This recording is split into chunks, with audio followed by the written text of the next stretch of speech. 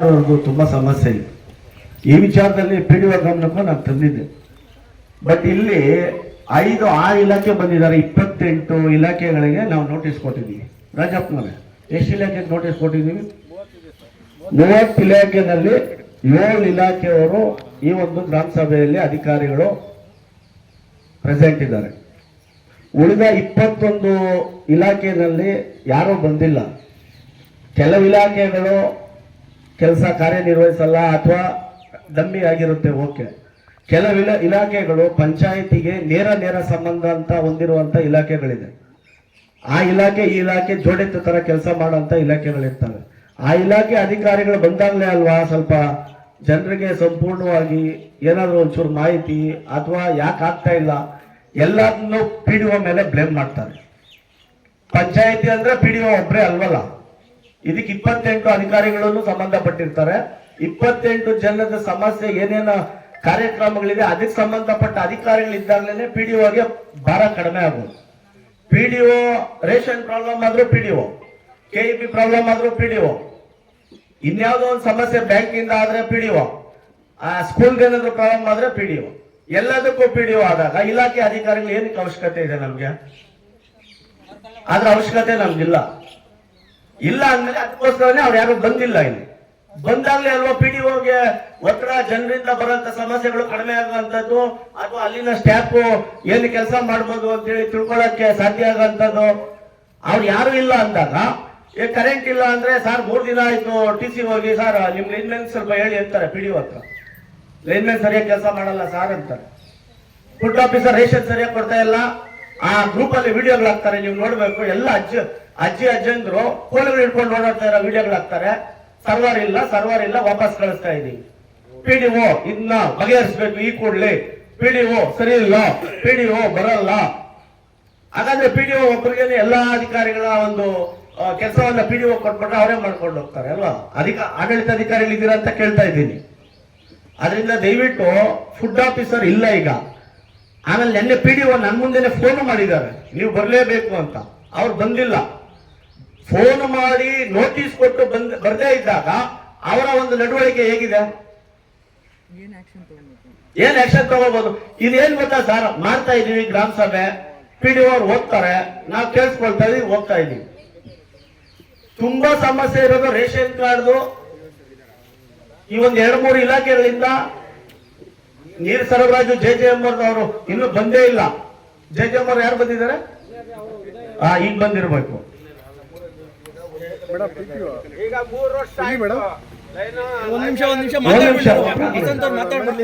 ಈಗ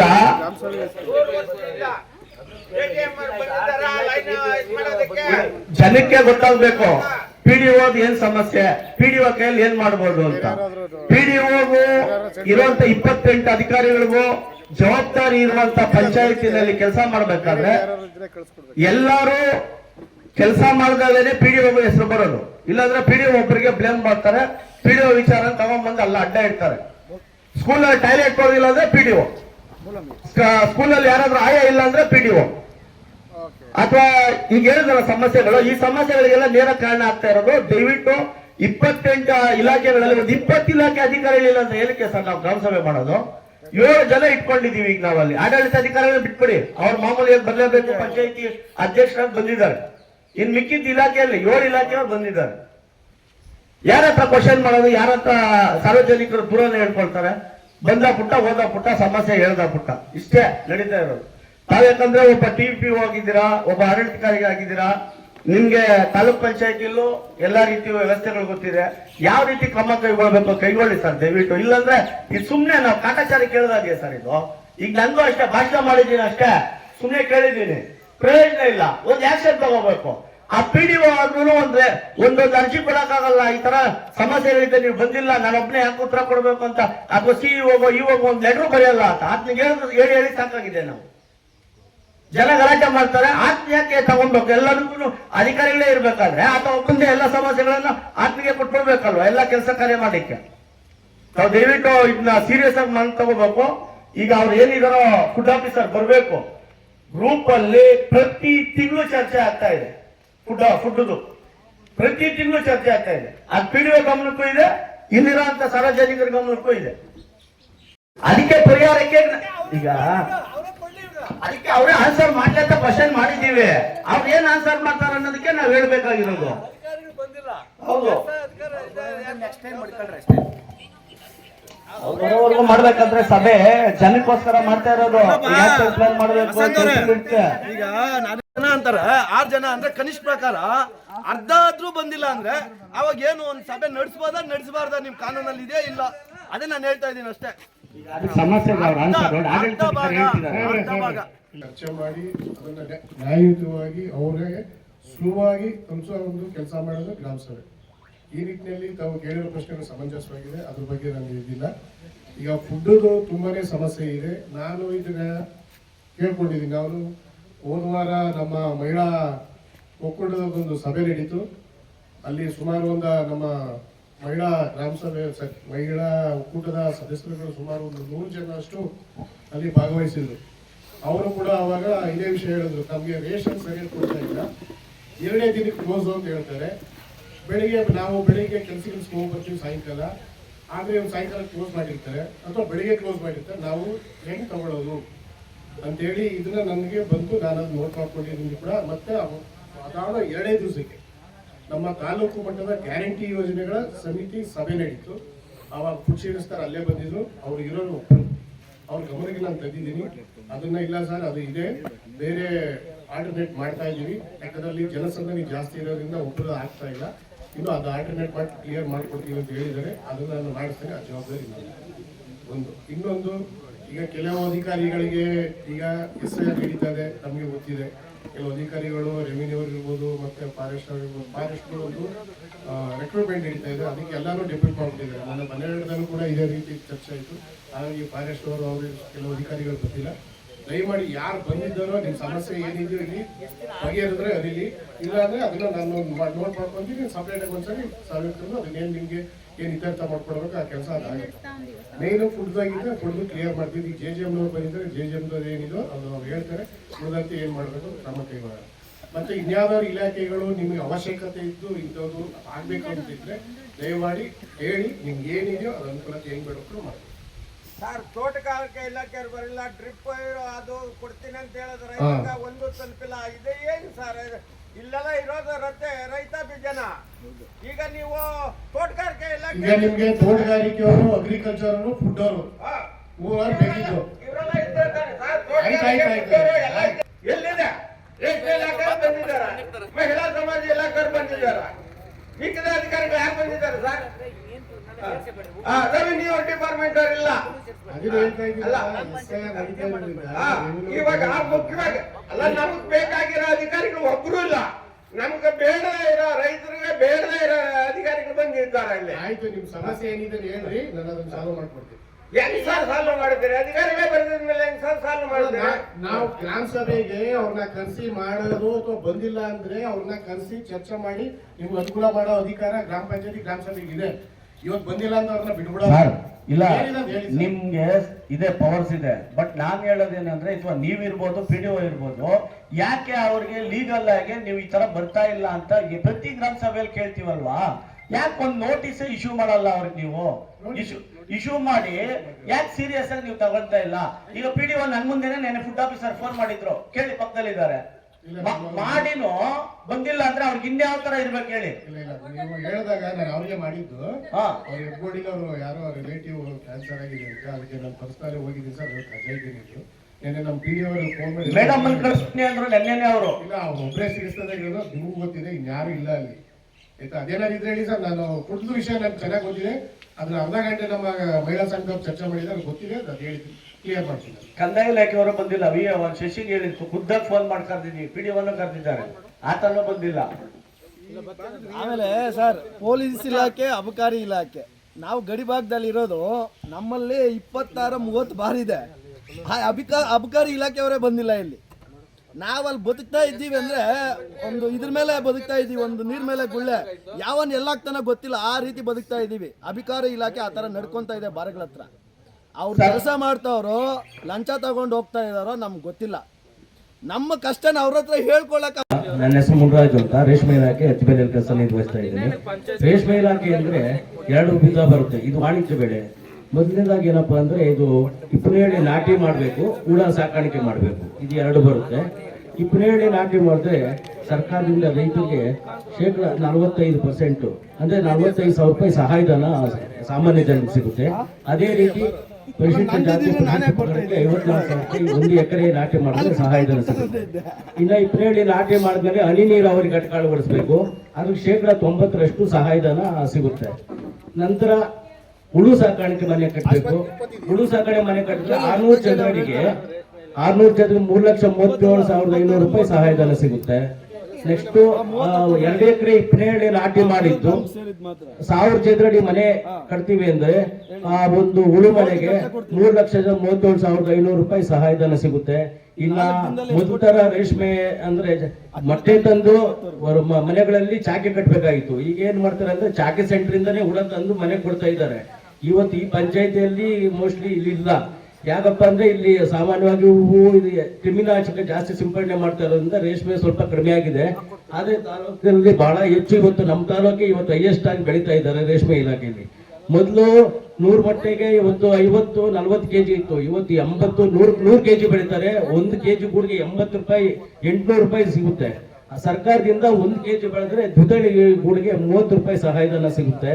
ಇನ್ನ 1,000 ಚಾಕಿ ಮೊಟ್ಟೆ 100 ಮೊಟ್ಟೆ ಅಂದ್ರೆ ಅದಕ್ಕೆ 1,000 ರೂಪಾಯಿ ಸಹಾಯಧನ ಸಿಗುತ್ತೆ. ಇನ್ನು ಉಚಿತವಾಗಿ ಬ್ಲೀಚಿಂಗು, ಡೆಕಾಲು, ಕ್ಲೋರೋಫೆಕ್ಟು ಯಾರು ಹುಳು ಸಾಕಣೆ ಮಾಡ್ತಾರೋ ಅವ್ರಿಗೆಲ್ಲ ಉಚಿತವಾಗಿ ಇಲಾಖೆಯಿಂದ ಸಹಾಯಧನಗಳು ಸಿಗುತ್ತೆ. ಮತ್ತು ಉಚಿತವಾಗಿ ಒಂದು ಸೌಲಭ್ಯಗಳು ಹೊಸಕೊಟ್ಟಿದೆ.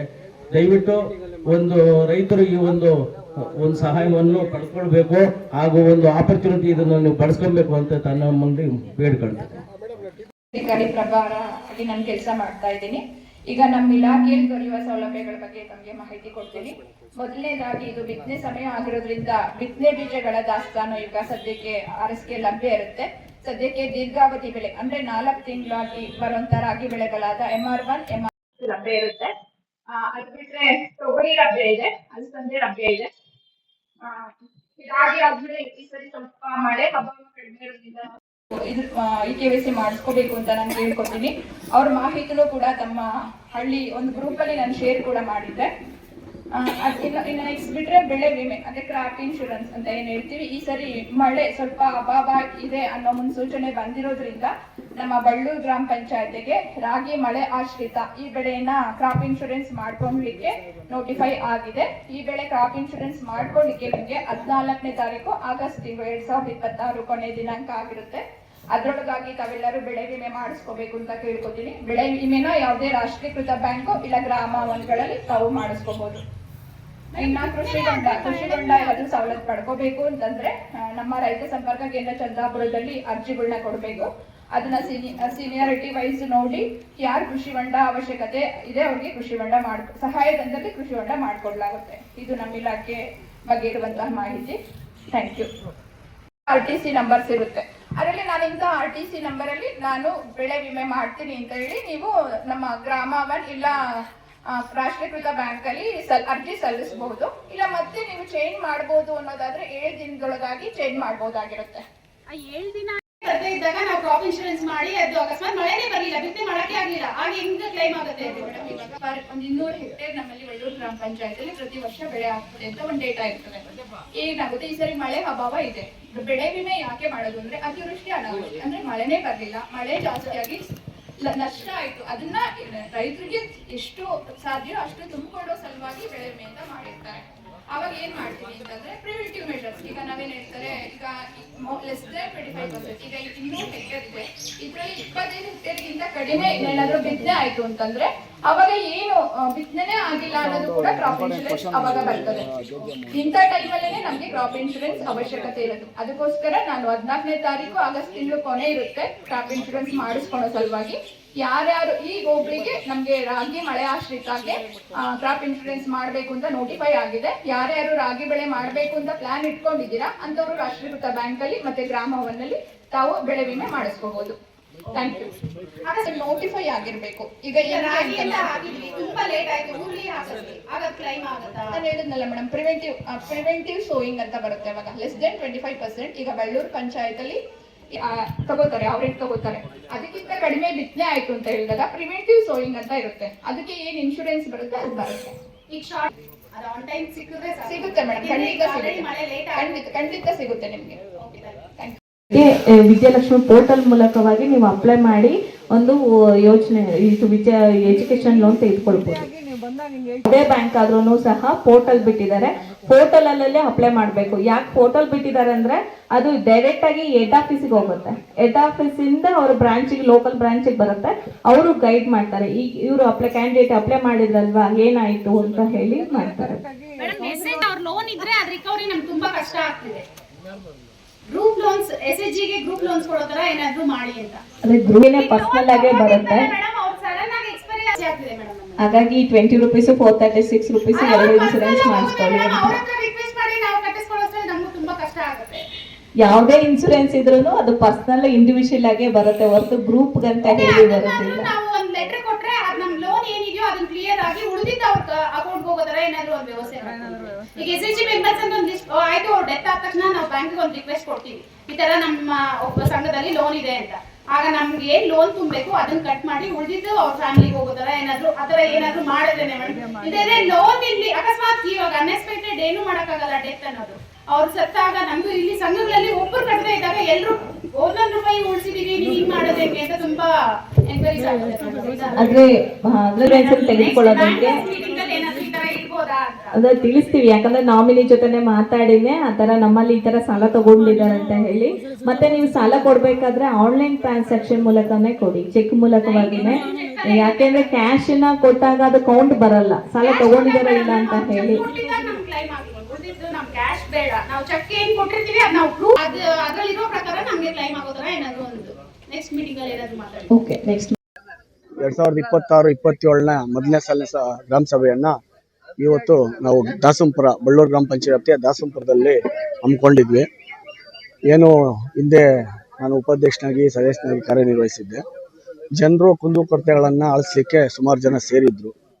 ಅವರ ಕುಂದುಕೊರತೆಗಳನ್ನು ಆಲಿಸ್ಲಿಕ್ಕೆ, ಅವರಿಗೆ ಬೇಕಾದಂಥ ಸವಲತ್ತುಗಳನ್ನು ಕೊಡಿಸ್ಲಿಕ್ಕೆ ಒಬ್ಬ ಜನಪ್ರತಿನಿಧಿಯಾಗಿ ಹಿಂದೆ ಕೆಲಸ ಮಾಡಿದ್ದು, ಅದನ್ನ ಮುಂದುವರಿಸ್ಕೊಂಡು ಹೋಗೋ ನಿಟ್ಟಿನಲ್ಲಿ ಇವತ್ತು ಈ ಒಂದು ಸಭೆಯಲ್ಲಿ ಭಾಗವಹಿಸಿ ಏನೆಲ್ಲ ಜನರ ಸಮಸ್ಯೆಗಳಿದೆ ಆ ಸಮಸ್ಯೆಗಳ ಪರಿಹಾರ ಕಂಡುಕೊಂಡ ನಿಟ್ಟಿನಲ್ಲಿ ಇವತ್ತು ಗ್ರಾಮ ಸಭೆ ಯಶಸ್ವಿಯಾಗಿದೆ. ಅನೇಕ ಜನರ ತಮ್ಮ ಸಮಸ್ಯೆಗಳನ್ನು ಬಿಡಿಬಿಡಿಯಾಗಿ ಹೇಳ್ಕೊಂಡಿದ್ದಾರೆ. ಏನು ಆಡಳಿತಾಧಿಕಾರಿ ಇರ್ಬೋದು, ಅಥವಾ ಇದು ಏನೋ ನಮ್ಮ ಕಂದಾಯ ಇಲಾಖೆಯವರು ಇರ್ಬೋದು, ಅಥವಾ ನಮ್ಮ KEB ಇಲಾಖೆಯವರು ಇರ್ಬೋದು, ಇನ್ನು ಅನೇಕ ಇಲಾಖೆಯವರಿಗೆ ಕೃಷಿ ಇಲಾಖೆ, ಇಂಥ ಇಲಾಖೆಗಳಲ್ಲಿ ಬರುವಂಥ ಒಂದು ಏನು ಸವಲತ್ತುಗಳನ್ನು ಅವರು ತಿಳಿಸ್ಕೊಟ್ಟಿದ್ದಾರೆ. ಅದನ್ನೆಲ್ಲ ರೈತರು ಕೃಷಿ ಇಲಾಖೆಯಿಂದ ಏನೆಲ್ಲ ಬರುತ್ತೆ ಅದನ್ನೆಲ್ಲ ಪಡ್ಕೋಬೇಕು ಅಂತ ನಾನು ರೈತರಲ್ಲಿ ಮನವಿ ಮಾಡ್ತಾ, ಏನು JJ ಎಂಬುದು ಬಹಳ ಸಮಸ್ಯೆ ಇತ್ತು, ಅದನ್ನ ಸುದೀರ್ಘವಾಗಿ ಸುಮಾರು ಒಂದು ಗಂಟೆಗೂ ಹೆಚ್ಚು ಕಾಲ ಚರ್ಚೆ ಮಾಡಿದ್ದೀವಿ.